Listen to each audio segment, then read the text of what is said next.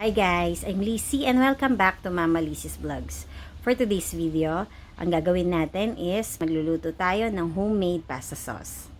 Bali guys, naisipan kong magluto today ng shrimp pesto pasta and gagamit tayo ng aking homemade pesto sauce.